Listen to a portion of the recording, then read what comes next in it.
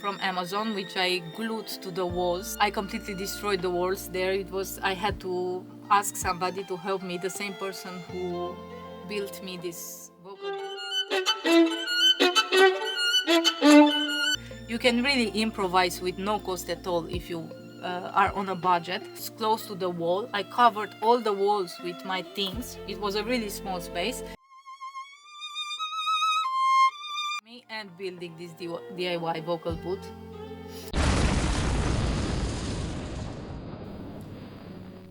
Hi everyone and welcome back to my channel.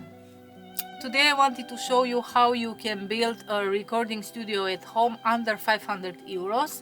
And if you also want to film in your studio, then under 1000 euros. So I'm a professional violinist. I work in an orchestra as a full-time job. And in my free time I have arranged a recording and filming studio in my home. So I like to spend most of my time here recording. I really love recording and making videos and creating stories. If I'm at home, I'm recording almost every day. So let's start with what you need in order to build your own recording studio. First and foremost, you need a computer, a PC. Maybe you like to use Mac. I don't like to use Mac. I got used to PC, to Windows, so I stick to it. I chose to buy a mini computer, mini PC instead of a laptop because I have researched it a lot when I first started building my studio, and the price of a mini PC was at least 6 times lower than the price of a portable laptop, which makes sense because the laptop you can carry around with you. But I also carry around my mini computer when I go on trips, just that I have a mini screen for it instead of the big screen that I use at home. And also you have to have it plugged all the time, unfortunately. This is the disadvantage, but considering it's so much less expensive than a laptop, for me it was totally worth it. Mine was under 500 euros.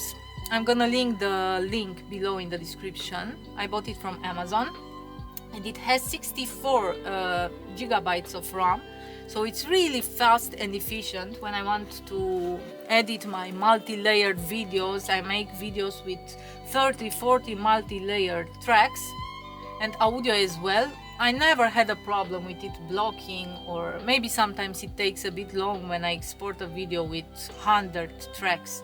100 multi-layered tracks, but that's normal. I suppose it happens on any computer. The next thing you need in order to make your sound appear on your computer and be able to finish your recording is a software. I use Audacity. Audacity is free to use. And in order for the sound to appear in your software, you need an interface. That's the last thing you need. I use Scarlett Interface. Right here, and it came with a microphone that works just fine with violin and with voice also. But meanwhile, because I started doing a singing course and now lately I started recording also choirs, I bought the Shure microphone, which is about 100 euros more expensive than the Scarlett one, but it's really good for voice. And when I make karaoke or record voices, I really see the difference and I love it very much. It works perfectly well with violin also. So you can change it. You can add to the Scarlett Interface any microphone you want, but if you are at the beginning and on a budget, this comes together with the microphone and all the cables you need in order to connect it to your computer. And it's around 200 euros. I bought it with less than 200 euro. It was reduced on Amazon. As I said, you can find the link in the description. What I still need is a pair of headphones. When I record here in my vocal booth, I like to use this kind of headphones because I hear the sound of the violin. So I listen to my first recorded track and then I add the harmonies. So I need headphones for that.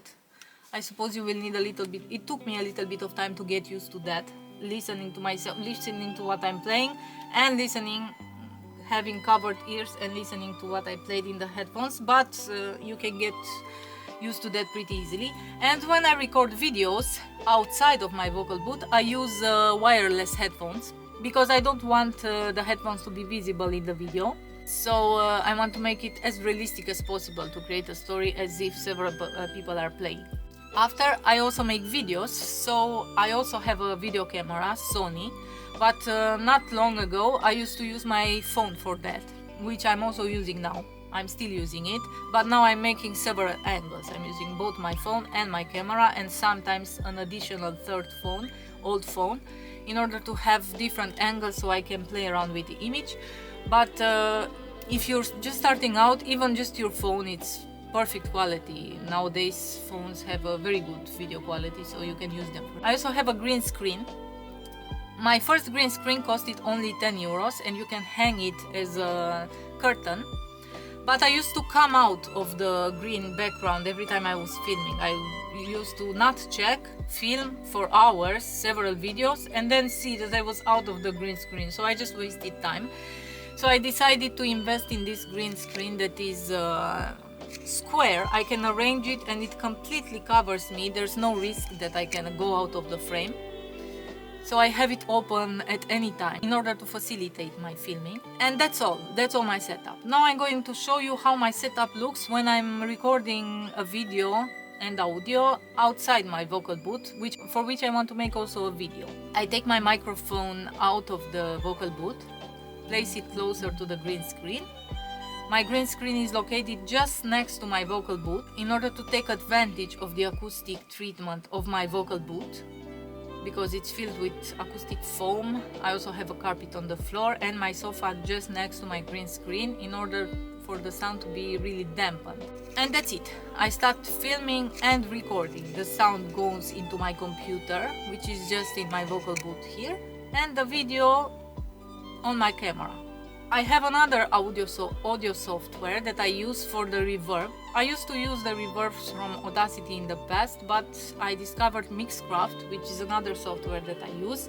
I don't know how to record in that software directly, so I first use Audacity to record, then I export the videos and import them into Mixcraft to add reverb there, because I find the reverbs very professional. They really sound close to a concert hall. They give the acoustic sound. So the secret is to record in a really dampened room, as acoustically treated as possible. And here I think you can really improvise. That's why I didn't include in the price of my recording studio the vocal booth. The vocal booth is DIY, somebody built for me. But so I really love it. It's my favorite part of my home. I spend most of my time here. But prior to having this vocal booth, I used to live in a studio where I had a small night corner. I took the bed out.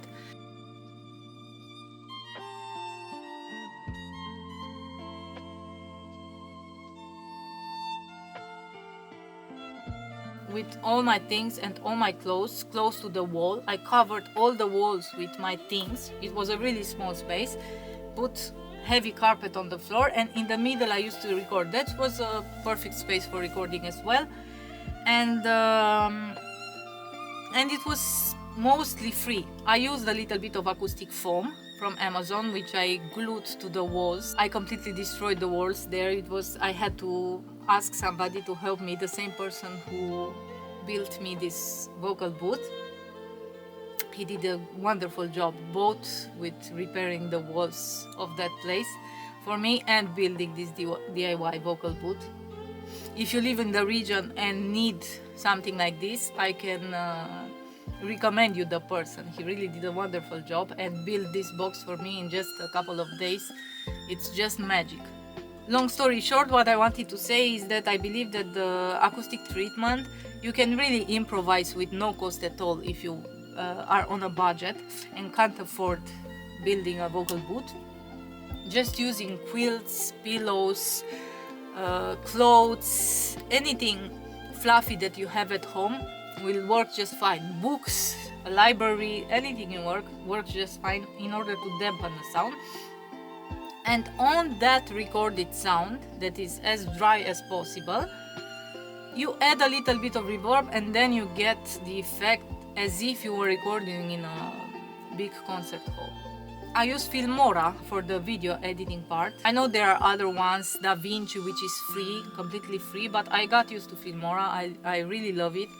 I'm working really fast in it, so too late to change now. This week I recorded, among others, Paganini Caprice number 2, so I'm gonna show you just a little bit as the setup looked before I start any editing.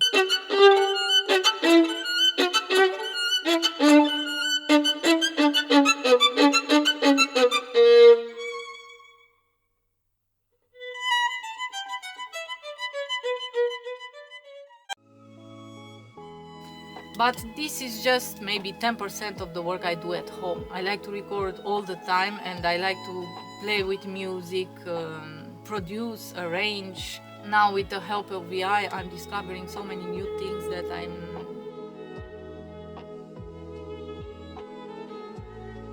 I can forget about time and just stay here and spend my days and my nights glued to my vocal booth. In the rest of the time, I like to record all sorts of music genres. Sometimes I compose Byzantine pieces, medieval songs. Today I'm just gonna re-record a song, maybe in a different tonality, a Byzantine song that I like very much, Deftelai, that I've recorded previously, but I'm gonna record it again today in order to show you how simple it is to record. So this is only audio. This is for the lazy days when I don't want to make a video, or just the music doesn't require. When I record Byzantine music or medieval songs, I don't necessarily want to include them in a video or in a story, so I just record them and maybe put them on streaming platforms, and upload them to streaming platforms, so I make no video for those. In that case, I just stay here in my vocal booth, record here. I can stand or I can sit down if I want to, however I feel on that day. The microphone is placed just here on the table. Maybe it should be higher, I don't know. I tried both ways, I didn't see a huge difference, so I stick to this way of doing it. So I add a mono track because I'm only recording with one microphone. I add a mono track and I record my first part of the song.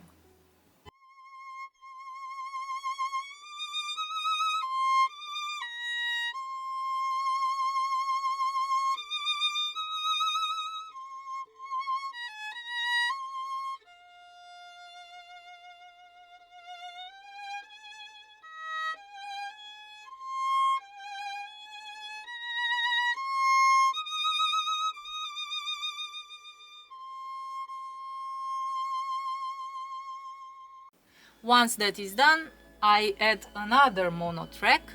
I put my headphones on.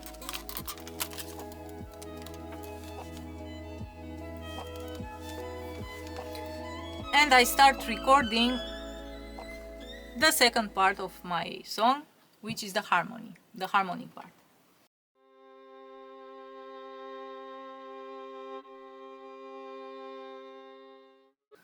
Once that is done, I export multiple files. So I export both files individually. I import them into Mixcraft. I add reverb and I have my song.